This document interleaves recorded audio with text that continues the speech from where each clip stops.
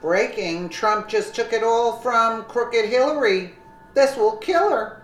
Rotten Hell by Amanda Shea for freedomdaily.com. While Hillary Clinton was sleeping off her latest Chardonnay-induced Christmas hangover, her nemesis, President Donald Trump, was orchestrating the ultimate revenge he promised her during the campaign. He waited almost a full year into his presidency to do it with perfect, well-planned timing that's long overdue. The ailing alcoholic had it coming, and revenge is Trump's as he pulls the biggest plug to drain the swamp in one swipe of the pen, just as he said he would do. Trump has proved he's intent on cleaning up Washington, D.C. and doesn't care who he pisses off in the process. It took a non-zero career politician to be president to make America great again, starting at the top and tackling corruption head on.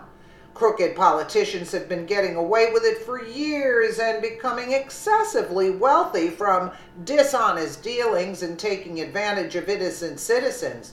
Just days before we head into the new year, Trump has made sure that 2018 will look a lot different than the last decade, hitting Hillary particularly hard right where it counts. Trump just made what he used seem to only just be a dream in the past a reality. While the country was preparing for Christmas, the president was hard at work signing important last-minute executive orders. Topping that list was one that will freeze the assets of everyone in politics, including foreign nationals who have abused their power and become involved in corruption, which has become a cornerstone of the nation's capital. Of those affected by the new order is Hillary Clinton, the most scandalous crook of all of them. Zero Hedge reports the Trump administration quietly issued an executive order, EO, last Thursday, which allows for the freezing of U.S. house assets belonging to foreign individuals or entities deemed serious human rights abusers, along with government officials and executives of foreign corporations, current or former, found to have engaged in corruption, which includes the misappropriation of state assets, the expropriation of private assets for personal gain, and corruption related to government contracts or the extraction of natural resources. Furthermore, anyone in the United States who aids or participates in said corruption or human rights abuses by foreign parties is subject to frozen assets, along with any U.S. corporation who employs foreigners deemed to have engaged in corruption on behalf of the company. In fact, anyone in the world who has materially assisted, sponsored, or provided financial, material, or technological support for or goods or services to foreigners targeted by the executive order is subject to frozen assets.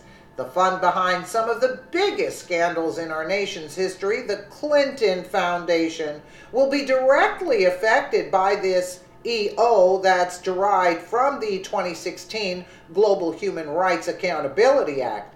The executive order immediately added 13 foreign individuals to a list of specially designed nationals, SDN, maintained by the Office of Foreign Assets Control, OFAC, several of whom have ties to the Clintons, the Clinton Foundation, or Clinton Associates. Details below. Moreover, the Treasury Department sanctioned an additional 39 people for a total of 52 under the new order, including the son of Russia's prosecutor general, as Zero Hedge explains. The order itself states, I, Donald J. Trump, President of the United States of America, find that the prevalence and severity of human rights abuse and corruption that have their source in whole or in substantial part outside of the United States, such as those committed or directed by persons listed in the annex to this order, have reached such scope and gravity that they threaten the stability of international political and economic systems. When you mix with the wrong company, you get taken down with them, which is exactly what could happen to everyone involved with the Clintons. It doesn't pay to get caught up with criminals, even if you do get a piece of that pricey pie. Clinton's cohorts aren't the only ones who could be on the business end of Trump's pen. He covered every crooked person in D.C. from top to bottom. Last week's executive order could have serious implications for D.C. Lobbyists who provide goods and services, examples, lobbying services to despots, corrupt foreign politicians, or foreign organizations engaged in the crimes described in the executive order, according to Zero Hedge.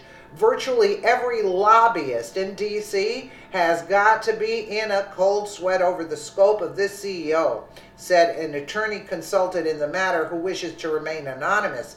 It's no wonder that the political establishment worked so hard to keep Trump out of office. He wasn't part of their good old boys club and refused to protect them, their assets, and their secrets.